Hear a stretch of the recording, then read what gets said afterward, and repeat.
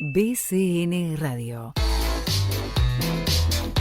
BCN Radio. La radio de la Biblioteca del Congreso de la Nación.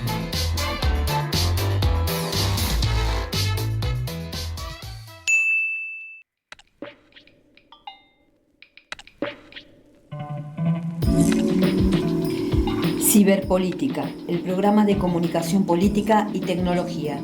Consultores académicos y referentes políticos reflexionan sobre los desafíos del ecosistema digital y su impacto social. Escuchalo en BCN Radio, cada 15 días, los miércoles a las 18 horas.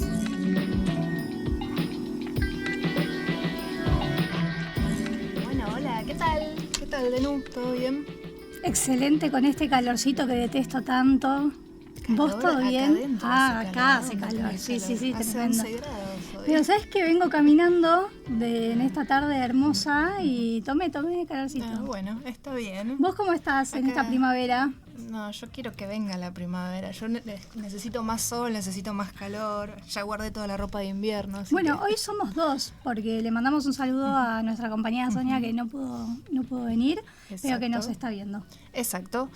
Bueno, y hoy tenemos a alguien que fue docente de Sonia, así que me imagino que tiene un montón de preguntas para hacerle, y lo tenemos en el estudio, así que él es una persona que además también fue compañero tuyo, vamos a decirlo. Sí, así tal cual, primero cariño. Eso. Exactamente.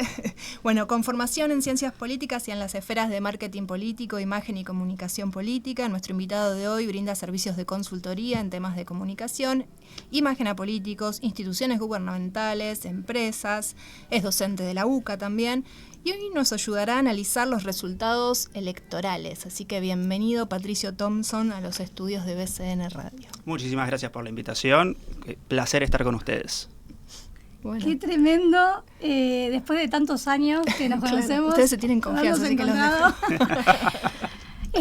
Patricio, ¿cómo viste las elecciones de este domingo, que la verdad es que cambiaron el paradigma de lo que se venía hablando, ¿no?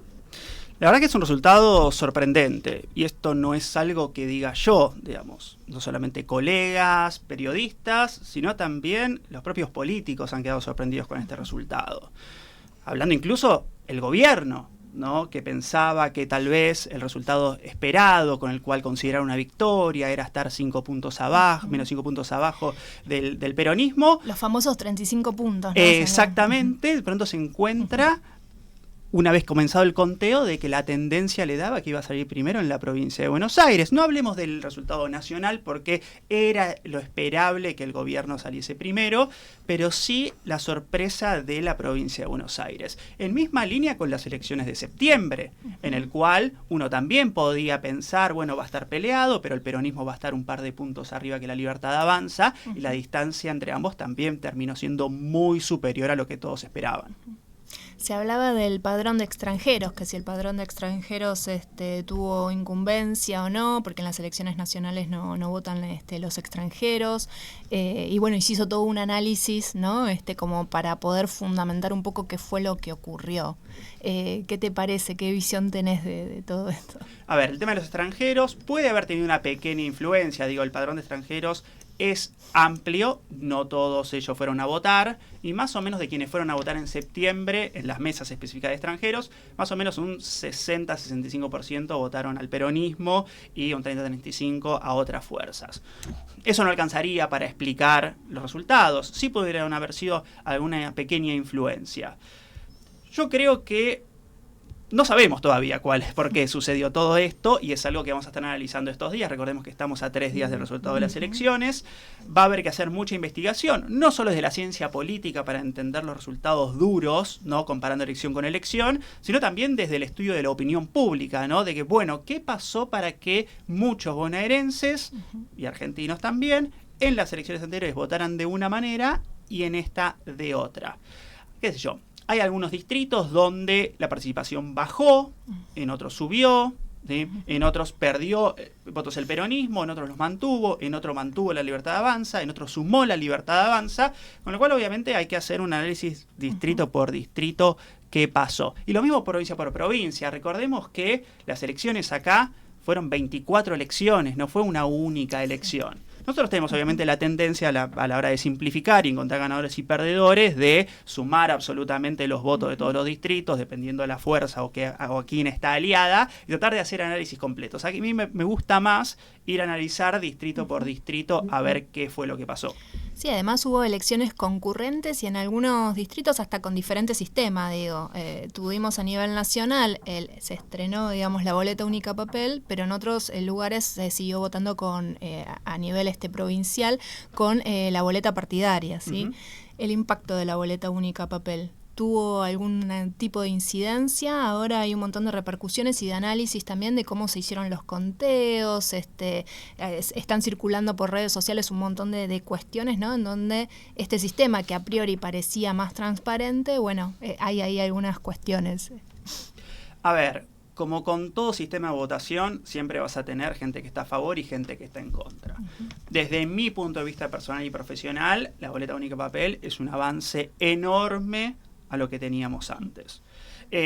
Más allá de los costos, ¿no? De que solamente se imprimen la cantidad de papel, de boletas idéntica al número de votantes que tenés, digamos, no tienen que cada uno de los partidos imprimir sus propias boletas, o sea, desde el punto de vista más económico es mejor, pero por otro lado te da una igualdad de oportunidades a la hora de competir, no solamente desde el punto de vista de la fiscalización, donde por ahí necesitas estar menos atento, sino también de que todas las fuerzas políticas tienen exactamente, digamos, la misma proporción de la boleta, ninguno parece más grande que otro, se eligen los lugares por sorteo. Por lo tanto, me parece, desde el punto de vista institucional, un avance grande. Ahora, como está lo institucional, después está lo práctico, ¿no? Que es donde empiezan a surgir todo este rum de decir, bueno, pero no, porque acá la gente no ponía la cruz en el cuadrado. Bueno, la jurisprudencia electoral dice que lo que importa es la voluntad del elector. Y ponerse en esas technicalidades, la verdad, es muy triste, ¿no? Ahora, sí, las mañas van a existir independientemente de cuál sea el instrumento de votación. Se van a generar nuevas también. Claro, y uno podría decir, bueno, estudiamos el sistema electoral, digamos, en las secciones previas, ¿no? Con boleta por partido. Y todos dicen, no, porque eso alimenta el fraude. Mañas hubo, hay y va a haber. Todos los estudios electorales indican, por lo menos en las últimas elecciones, no digo de hace 30 o 20 años atrás, sino de las últimas elecciones, que la verdad que esas mañas son estadísticamente insignificantes, digo, no van a alterar realmente el resultado. Sí, que no tienen un impacto como para denunciar un fraude masivo, digo, no tienen ese peso. Totalmente. Entonces, obviamente que al implementar un nuevo sistema de votación, por ahí sí vas a tener más votos en blanco, más votos anulados, más votos recurridos. ¿Por qué? Porque obviamente que algunas personas tuvieron más exposición, ¿sí?, a la pedagogía de cómo utilizar esta nueva herramienta que otras. Y aquellas que no recibieron tanta pedagogía, la probabilidad de que cometan errores es más grande. Esto yo creo que con el pasar de las elecciones se va a solucionar. Y esos números de votos anulados recurridos se van a ir disminuyendo. Sí, es con todo así, digo, siempre que se instrumenta algo nuevo, es importante informar y capacitarse, y sobre todo los fiscales. Nosotros nos tocó estar en escuelas y yo lo que he visto es eso, quizás una falta de preparación a la hora de hacer el conteo, de ver el sistema, de en qué momento se sellaban los votos, una cuestión de procedimental que fue medio caótica, pero bueno, entiendo que con la práctica y que quizás faltó más capacitación, evidentemente. También creo que en el caso de la ciudad autónoma, nosotros que veníamos con el sistema digital, tuvimos un cimbronazo con respecto a las elecciones en mayo. Se vio que varias autoridades de mesa venían ya seteadas con algún instructivo más básico, normal, con respecto al sistema digital, que era bastante autónomo en realidad, claro. No necesitábamos demasiado, con respecto a esto, que tuvieron que poner un poco más de ojo, que tuvieron que asistir mucho más a la gente también. Había gente que vi que, por ejemplo, ni siquiera entendía que tenía que ir al biombo, fue como muy extraño. En el momento de doblar la boleta también, ¿no? Que no sé entonces si sabía. Sí, tal cual, que eso por ahí ralentiza un poco, pero el sistema en sí pareciera tener algún tipo de buen augurio. Patricia, con respecto a la baja participación, entiendo que puede estar un poco ligado a lo que nos decías antes de que hay que ver en los días que esos siguientes, a ver qué es lo que va indicando también la opinión pública. Pero, ¿a qué factores llevas a la baja participación, al desinterés, a que sean legislativas las elecciones, o hay algún otro condimento que no estemos observando? Un poco de todo, sí. Primero, hay una tendencia a la baja participación que es histórica, no solamente en Argentina, sino en el resto del mundo. Digamos, este fenómeno de desafección con la política por parte de las sociedades se termina traduciendo en una baja participación o alta abstención, dependiendo cómo uno lo quiera denominar, y dependiendo del país, porque se miden diferentes según los países, que al final es la respuesta de un ciudadano que dice: no me gusta ninguna opción, siento que nada va a cambiar, me voy y me quedo en mi casa. Cosa que nosotros veníamos evitando hace bastante tiempo, digamos. Yo creo que en muchos casos la Argentina logra mantener tendencias por mucho más tiempo que en otros lugares del mundo, por ahí tener un sistema de partidos un poco más fuerte, tener instituciones un poco más fuertes. Esas tendencias tardan un poco más en llegar, pero tarde o temprano terminan llegando. Y la verdad es que hasta hace unos años la abstención no se la veía como una opción válida, sí como una opción, no como una opción válida, digamos. Que alguien dijera que no iba a votar lo decía casi con un poco de vergüenza, como que le daba cosa admitir públicamente que no iba a ejercer su derecho. Hoy en día no. Hoy en día la gente dice: no voy a ir a votar, no me interesa, no me gusta ninguno, nadie me ofrece nada. Casi que se sienten Bakunin en su mejor momento. Pero hay un tema ahí que también me gustaría traer a la mesa para ver qué opinan. Escuché mucho este domingo resurgir la temática esta de voto obligatorio versus voto no obligatorio. No quiero que me obliguen a venir a este tipo de elecciones. El tema es que ¿el voto es obligatorio? Y teniendo en cuenta que la multa es de 50 pesos... Yo diría, la ley puede decir lo que quiera, pero si no se aplica, no se aplica. Y acá ese es un caso claro. Hoy en día, de facto, el voto es voluntario en la Argentina. No hay ningún tipo de reprimenda por no ir a votar. No hay ninguna repercusión. No es como en otros países donde el voto es obligatorio, que si vos no votaste no podés hacer determinados trámites o no podés gestionar un nuevo carnet del DNI.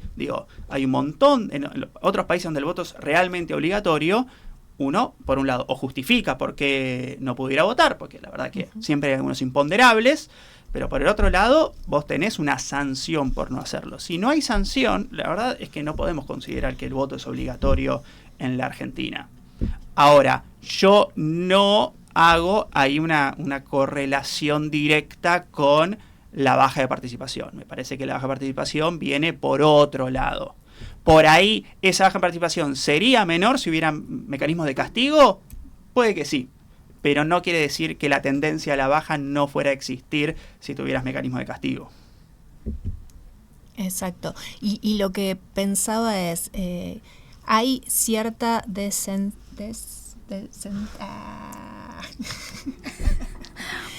incentivar. Hay un desincentivo. Hay un desincentivo, ahí está. Hay un desincentivo a nivel gubernamental a la hora de decir, la ley dice que el voto es obligatorio, pero si yo no implemento determinadas cuestiones de que, a la hora de renovar el pasaporte, si no fuiste a votar no lo puedas renovar. Hay un desincentivo a propósito. Claro, como si el sistema estuviera facilitando idea. Porque quizás esta apatía no está, a favor, o se sabe que determinados partidos que no me va a jugar a favor. A ver, para hablar de esto me gustaría hacer una comparación con, por ejemplo, los lugares donde el voto es voluntario, ¿no? Cuando uno lleva adelante una campaña electoral en un lugar donde el voto es voluntario, uno hace 2 campañas. Una campaña de convencimiento y una campaña de movilización. Es decir, no solamente le tenés que convencer a las personas de que te voten a vos, sino de que el día de la elección vayan y te voten. Esto lo vemos, por ejemplo, en Estados Unidos, ¿no? Donde siempre, previo a las elecciones, generalmente aparecen expresidentes diciendo: es importante que ejerzamos tu voto, por favor, registrate para ir a votar, ¿no? Es una campaña simplemente de registrate y votá. Que tiene otro condimento en Estados Unidos, por ejemplo, con el voto latino, el voto negro, el voto de las mujeres, donde se trata de movilizar por segmentos, claro. no toda la población en general. Ahora, la verdad es que la movilización o desmovilización de tus propios votantes o los de otros son parte de una estrategia electoral, ¿sí? Porque al final del día vos lo que querés es que vayan a las urnas quienes te van a votar y no vayan a las urnas los que no te van a votar. Desde el punto de vista más pragmático, ¿no? Después, sí, desde los valores, es importante que todos vayan a votar, es importante que todos participen, que hagamos oír nuestra voz, etcétera. Pero a la hora de armar la estrategia se arma para tratar de maximizar al máximo el resultado que uno va a obtener. Y dentro de eso está que los míos, el día de la elección, vayan a votar. No solamente me digan, che, te voy a votar, sino que el día de la elección vayan y te voten. Y que luego que aquellos que me dijeron, no te voy a votar, bueno, tratar de, como vos decís, desincentivarlo. Más fácil la palabra desmovilizar. Ahora, este margen de maniobra para movilizar y movilizar votantes es lo que me parece que en gran medida hace que las fuerzas políticas, sobre todo cuando están en el gobierno y tienen mayores recursos para movilizar o desmovilizar, no planteen algunos mecanismos de castigo para aquellos que no van a votar, porque les da ese margen de maniobra, esa libertad para, dentro de lo legal, ¿sí?, alentar a algunos a ir a votar y desincentivar a otros a que no vayan a votar. Bueno, entonces es probable que así sea. En ese sentido, entonces tiene que estar identificado, digamos, quiénes son esta población que no va a votar, ¿no? Digo, eso se estudia también, está identificado en ese sentido. Con lo cual es algo a tratar para las próximas elecciones, digo, a todos aquellos que quieran ampliar, digamos, su electorado, porque se han visto desfavorecidos, bueno, identificar quiénes son esas personas que no se están movilizando para ir a votar y ver si me conviene o no me conviene fomentar la participación ciudadana ahí, ¿no? Totalmente. Ahí entra en juego una cuestión también que es ¿a qué está dispuesto la opinión pública en una elección en particular? Digo, hay elecciones donde la opinión pública está más permeable a ser convencida, está más flexible para decir, bueno, voy a ver qué me ofrece cada uno, y hay otras donde no. Me parece que esta elección fue una elección en las cuales no, digamos, fue una elección más de movilización que de convencimiento. Fijémonos que las campañas en su mayoría no intentaron realmente convencer a personas del espectro político contrario, incluso en algunos casos independiente, que me vengan a votar a mí, sino una cuestión de tenemos que ir a votar. Es, bueno, ¿quién podía movilizar más gente? ¿Quién podía sacar más gente de la inercia para que salga y vaya a votar? Entonces, eso siempre hay que hacerlo con investigación, ¿sí? Antes de la elección, poder determinar, bueno, ¿para qué está la opinión pública en esta elección? ¿Está para ser convencida? Y tenemos que ir a convencer de que nosotros somos la mejor opción, o es una elección de movilización donde no voy a poder convencer más gente, sino que lo que tengo que lograr es que los míos vayan a votar y los otros no. Te consulto, Patricia, porque también me llama un poco la atención este movimiento de los partidos tradicionales. Claramente esta fragmentación de las anteriores fuerzas que teníamos, por ejemplo, Juntos por el Cambio, que se atomizó, el peronismo que trató de unificarse pero no logró tener la fuerza suficiente como para poder hacer frente al oficialismo. Te pregunto, ¿cuál es la percepción que crees vos que tiene la gente, la opinión pública, frente al comportamiento de estos frentes tradicionales? Porque fue muy extraño después de tantos años ver tanta atomización y a la gente tan confundida también, ¿no? Como, ¿a dónde va mi voto? Si yo salía a votar al bueno, ahora está el PRO, pero antes era Juntos por el Cambio, entonces votó al radicalismo, el radicalismo con otro nombre, el peronismo con otro nombre. ¿Cómo lo percibís vos? A ver, ahí entran en juego un montón de cosas más estructurales y cosas más coyunturales. Estructurales hay una fragmentación partidaria, yo en términos Sartori no hablaría de atomización, sí hablaría de fragmentación, porque la sociedad está más fragmentada. Digo, en estadios anteriores podía haber un bipartidismo, ¿sí? O por lo menos una bipolaridad entre un polo de izquierda y un polo de derecha, porque la sociedad era más homogénea. En la medida que la sociedad se va heterogeneizando, también se van fragmentando las fuerzas políticas. ¿Por qué? Porque al final del día, ¿cuál es la función básica de un partido político? Son dos: canalizar demandas ciudadanas y seleccionar candidaturas. Ahora, ha sido tan mala la performance de los partidos políticos en canalizar las demandas ciudadanas que hoy en día terminan siendo un mero instrumento de seleccionador de candidaturas. Que tampoco. Porque si yo no gano mi interna, no quedo electo, voy y armo mi propia fuerza y me presento por afuera. Y de ahí sale la fragmentación, que viene a colación de la personalización de la política, de que ahora seguimos más líderes que partidos, etcétera. Ahora, ¿cuál es la percepción que tiene la opinión pública sobre esta fragmentación? Y es muy ambivalente. Porque por un lado dice, no se pueden poner de acuerdo, se están peleando por el cargo, por quién va primero, por quién va segundo, pero después piden, no, pero se tienen que unir, se tienen que ir juntos para hacer más fuerza, para meter más diputados, para tener chance de ganar la elección, etcétera. Entonces, hay como un ida y vuelta de que, dependiendo del momento político, digamos, la opinión pública demanda o se aleja de los partidos tradicionales.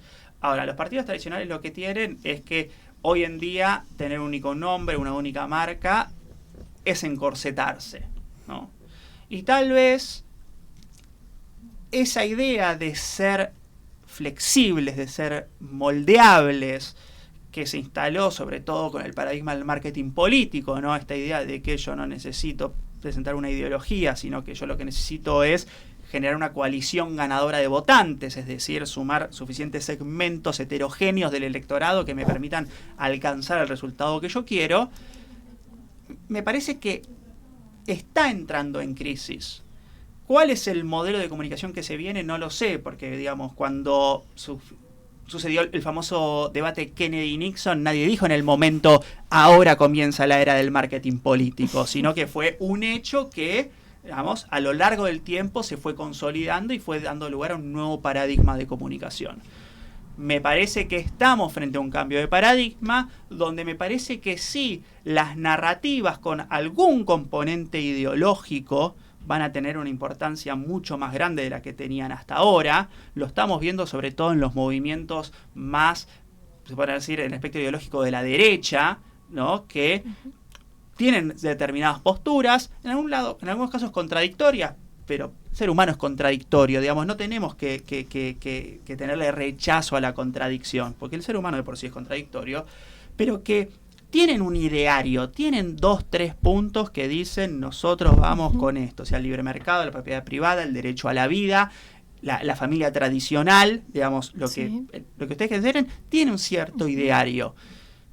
Y por el otro lado, podríamos decir, el espectro ideológico más de izquierda, no voy a poner nombres propios, está un poco perdido, porque no entiende cómo veníamos de la década del 2010 con el progresismo, con la conquista de derechos, con la creación de oportunidades, con la corrección política, donde todos teníamos bastante claro qué era correcto decir y qué no, qué se podía discutir y qué no, a un contexto en el cual, digamos, está todo por discutirse. Entonces me parece también que todo lo que está en el espectro ideológico de la izquierda se tiene que dar un debate para entender qué son ahora, ¿no? La gran crítica que le hace muchos intelectuales de izquierda a la propia izquierda es decirle, nosotros pasamos de nuestro sujeto político de ser el trabajador a ser las minorías, ¿no? Entonces, ¿cómo lo podemos lograr? Sí, conquistamos derechos, pero la situación económica de los trabajadores se fue empeorando. Entonces, ¿a quién representamos hoy? ¿Quién es nuestro sujeto político hoy?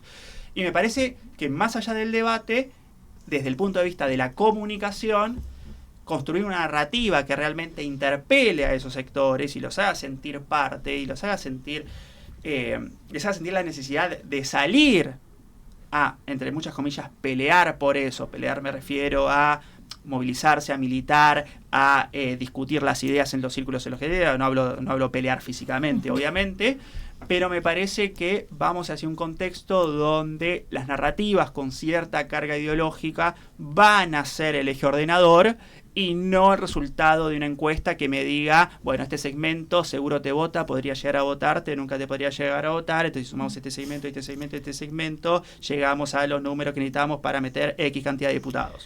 Me hiciste pensar en dos cosas. Se me vino a la mente el libro de Lakoff de No pienses en un elefante, en donde plantea esta cuestión, ¿no? De que la derecha quizás está como más amalgamada, tiene un encuadre de cuáles son sus ideas, y el progresismo, todo el ala progresista está como por categorías diferentes, ¿no? Y digo, lo vemos claramente con los partidos políticos acá, están como más fragmentados, más divididos. Y también me hiciste pensar en esto de, bueno, si no tenés un ancla ideológica, no vas a tener este apoyo. Y pienso en la ancha avenida del centro, ¿no? Pienso en estos gobernadores unidos, ¿no? Este partido que se presentó y que le fue muy mal, digo, quizás tiene que ver con y esa apelando cuestión. a la gestión y no tanto a lo ideológico también. Exactamente. Entonces, al querer, digamos, esquivar la cuestión ideológica, al querer posicionarse como algo del centro, no hacen anclaje, el anclaje profundo para llevar a movilizar justamente al voto. Totalmente. A ver, uno no sueña ni pierde el sueño porque se aplicó bien un presupuesto a la hora de pavimentar una calle, ¿no? Sueña con que sus hijos van a poder ir a la universidad, que se va a poder cambiar el auto, que se va a poder ir de vacaciones, o tiene pesadillas con que son las 10 de la noche, no hay iluminación en el barrio, mi hijo que está volviendo del trabajo todavía no llegó. Digamos, esas son las cosas que al ser humano lo movilizan, ¿no? Lo llevan. No, sí, me generó un cambio positivo en mi modo de vida que ahora la calle esté pavimentada. Ahora, la calle ya está pavimentada. Digo, si el intendente, el gobernador, quien sea, pierde, no va a venir a agarrar el asfalto y llevárselo.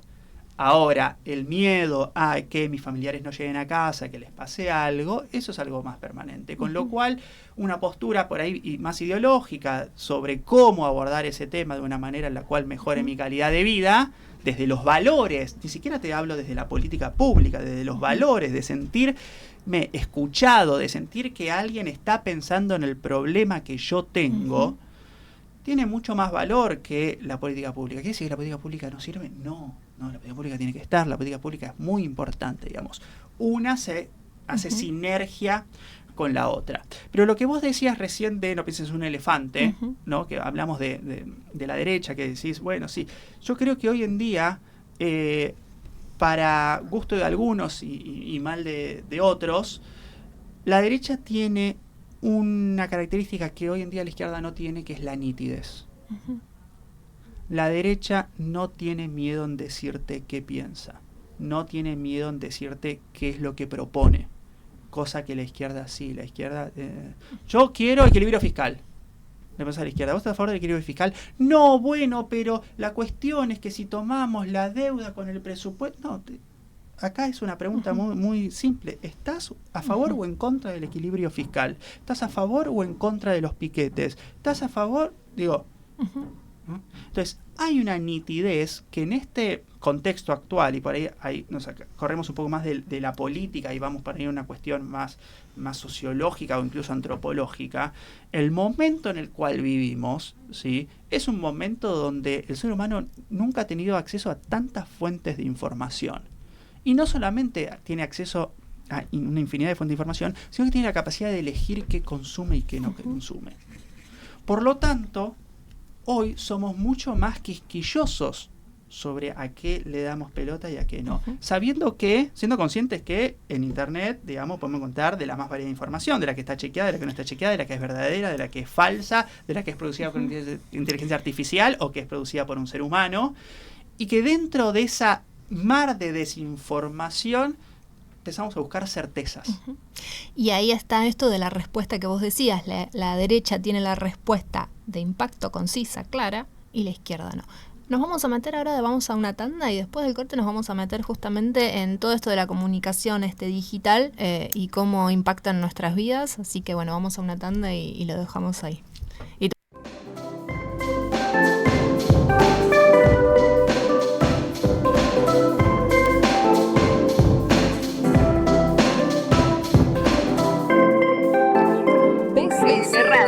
BCN Radio.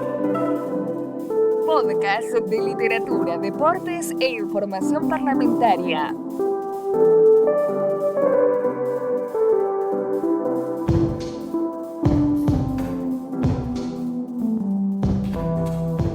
Encontrá todo el contenido en bcnradio.com.ar. Te invitamos a la sala digital de la Biblioteca del Congreso.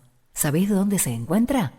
En Hipólito Yrigoyen 1750, abierta de lunes a viernes, de 8 a 19:30 horas, y los fines de semana, de 10 a 19:30. Entrá a www.bcn.gov.ar para conocer requisitos del ingreso y utilización de esta sala. Acá podrás acceder a material disponible en video, audio, libros electrónicos, consultar sobre una gran variedad de clásicos del cine, así como también documentales, entre los que se destaca la colección Documentalistas Argentinos Raimundo Gleiser.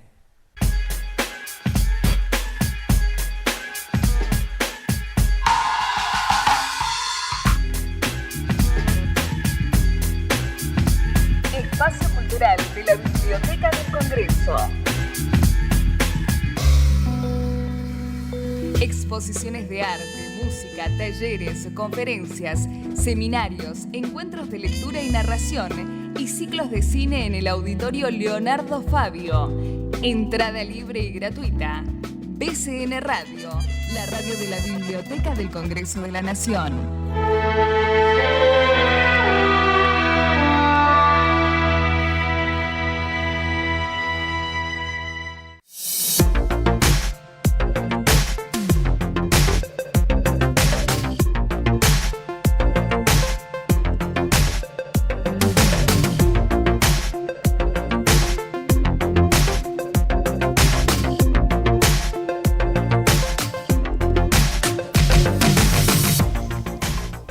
Bueno, entonces nos habíamos quedado un poco en el mundo de la comunicación política digital. ¿Cómo entonces funciona esta cuestión de la información? ¿Cómo nos informamos? ¿Cómo debería ser la información que nos brindan los partidos políticos? Me encantaría tener una respuesta definitiva a esa pregunta porque vendería muchísimos libros. A ver, hoy estamos en un momento que es la conclusión de un proceso mucho más largo que comenzó incluso antes de que se inventara Internet y las redes sociales, ¿no? Que es la mayoría de desarrollos tecnológicos, empezando desde el telégrafo, ¿no? Hasta el día de hoy, pasando por el teléfono, la radio, el cine, la televisión, Internet, digamos. Lo único que ha hecho es, por un lado, aumentar la velocidad en la cual la información fluye y por otro lado ha acortado distancias. Y eso nos ha permitido a nosotros como individuos poder ser parte de una sociedad más heterogénea. Digamos, la sociedad no se heterogeneiza porque sí, sino porque se dan las condiciones para que eso suceda. Y la verdad es que si uno piensa, si 100 años alguien nacía en un pueblo, crecía en ese pueblo, se casaba con alguien de ese pueblo, tenía hijos en ese pueblo, trabajaba hasta el día de su jubilación en ese pueblo y se moría en ese pueblo. Uh-huh. Y los valores se trasladaban de generación en generación sin mucho condimento externo, digamos. Eso llevaba a que las sociedades fueran en gran medida bastante homogéneas. Obviamente en lugares urbanos, digamos con mayor densidad poblacional o con mayor comercio, digamos, era un poco más flexible, había más heterogeneidad. Ahora, lo que permitió todo este avance tecnológico es que todos nos empezáramos a dar cuenta de que nuestra visión propia y local no era la única que existía, que había otro mundo mucho más grande, otras visiones, otros gustos, ¿no? Entonces, por ahí, alguien que en un pueblo de Córdoba en la década del 80 le gustaba el heavy metal, pero no se escuchaba heavy metal, hoy un chico de 20 años... Está bien, no conozco a nadie que escuche heavy metal, pero en internet me puedo meter a un foro, un server de Discord o una comunidad, diferentes comunidades, al ser un streamer de Twitch que hable de esa temática, heavy metal, o de la temática que sea. ¿Sí? Entonces eso empezó a hacer que las fronteras de cada uno de los individuos se rompan, ¿no? Y que estemos justamente frente a una sociedad más heterogénea todavía. A eso le agregamos otro condimento, que es nosotros, como individuos, tenemos la tendencia a exponernos a fuentes de información que confirmen nuestro sistema de valores y creencias preexistentes. Tendencia, no es determinista, no es que solo nos exponemos a esa fuente de información. Famoso sesgo de confirmación. Exactamente. O exposición selectiva, ¿no? Y esto en las redes, digamos, lo potencia por 1000. Porque está bien, tenías 2, 3 medios, elegías cuál ver, pero si te aburrías, te veías obligado a consumir un medio un poco diferente. Hoy en día, con la cantidad de información que tenemos, podemos elegir la fuente que queramos y realmente se empiezan a generar, que esto es algo que ya han conversado en este programa, se empiezan a generar cámaras de eco, donde yo estoy inmerso en comunidades, ¿sí?, que presentan información o contenidos desde una visión que viene a reconfirmar lo que yo ya pensaba de antes. Y empiezo a perder esos vasos comunicantes con sectores que piensan distinto. Que es un problema que tiene hoy en día la política. ¿Por qué?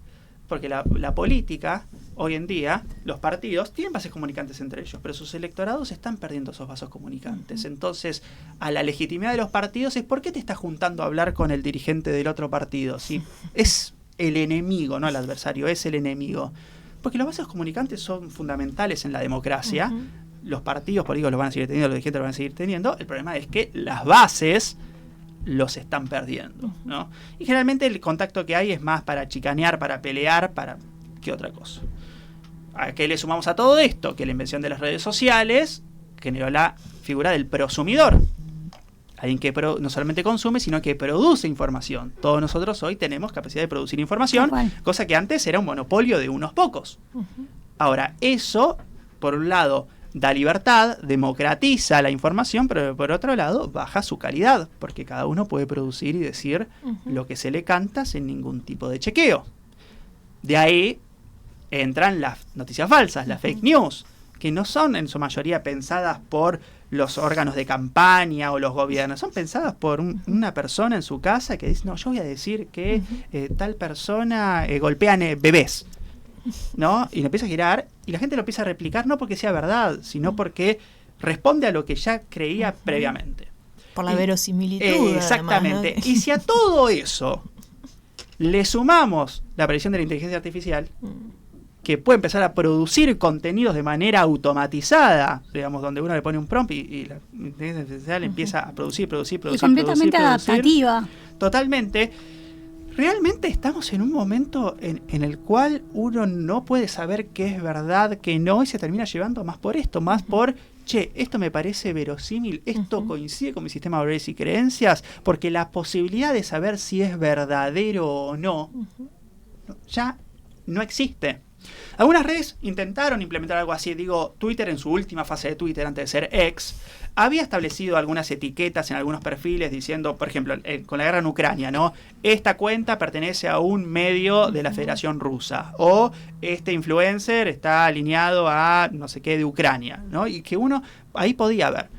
Cuando Elon Musk lo compra y se convierte en X, elimina todo eso. Sí mete la nota de la comunidad, que tratan de hacer eso. Pone el poder en la mano de la gente, pero, digamos, ya no es una curaduría propia de una empresa, sino que es, bueno, todos tratando de ver si lo que se publica... Sí, salvándonos entre nosotros. Entre nosotros, ¿no? Entonces, en este ecosistema es en el cual la política tiene que comunicar, lo cual, frente también a la pérdida de identidades, a la desafección con la política, a sentir que nada va a cambiar, y donde ya tengo suficientes problemas en mi vida como para darle lugar a la política. No me voy a poner un debate entre políticos versus... Pongo Netflix, ni siquiera televisión por cable, ¿no? Sí, estoy más preocupado por Colapinto que exactamente. Que por cómo viene la elección en Mendoza. Exactamente. Hay una frase de Jaime Durán Barba que me gusta mucho, que es, no es que la televisión antes fuese más intelectual, sino que era más aburrida. No, digamos, como que tenías 2, 3 canales donde obviamente se hablaba de política, pero luego la aparición de la televisión por cable, de más canales, de internet, de las redes, los servicios de streaming, te dan a vos una posibilidad de consumir productos que la verdad que sí, una persona llega a las 10 de la noche a su casa, después de haber trabajado, después de haber ido a la facultad, y dice, me voy a poner a ver a Johnny Viale o a Seigman. No, pongo un capítulo de una serie, desconecto completamente el cerebro un rato. ¿Por qué? Porque mañana tengo que ir a hacer exactamente lo mismo de vuelta. Y en ese lugar donde el individuo le da tan poco lugar a la política, es donde, si vos no te presentás de manera nítida, automáticamente no te creo, estás diciendo cualquier cosa. Automáticamente sí, te paso. No te escucho. No te escucho. De ahí la necesidad de la nitidez, porque vos a una persona, en el poco lapso de atención que tiene para darte, por ahí entre reel y reel, le apareces, el algoritmo te bendice y apareces, vos rápidamente, en unos pocos segundos, tenés que poder explicarle quién sos, qué pensás y qué propones. Y eso, grandes explicaciones. En el contexto actual, el que explica pierde. ¿Sí? El que explica pierde. Sí, si vos lograste captarle la atención y le llamás la atención y dice, quiero saber más de esta persona, ahí sí tener otra artillería comunicacional atrás para que haya un bueno, ¿qué hay detrás de esto? ¿No? Sí, bueno, si me buscan las redes, me va a encontrar. Si ve una página web mía con mis propuestas, va a haber propuestas, digamos, no es la página web en construcción, ¿no? Como suele suceder. Digamos, hoy en día lo más difícil no es mantener la atención, es lograr captar la atención en un primer lugar. Y me parece que por eso hoy en día la nitidez es fundamental. Nosotros esto lo trabajamos, lo tenemos en cuenta, a pesar de que con este programa queremos rebatir todo eso, queremos darle profundidad, queremos seguir charlando también, nos gustaría seguir charlando con vos, pero se nos terminó el tiempo. Igualmente te comprometemos, Patricia, que vuelvas otro día, porque sí, la verdad tenemos un montón de temas más para charlar y la verdad es que me queda todo pendiente, porque en realidad me pregunto si el sistema democrático es el que está en crisis en todo sentido. Así que bueno, nos vemos dentro de... Nos quedamos con las nitidez tal cual, para seguir trabajando. Nítidamente. Nos vemos en 15 días. Exactamente. Bueno, muchas gracias.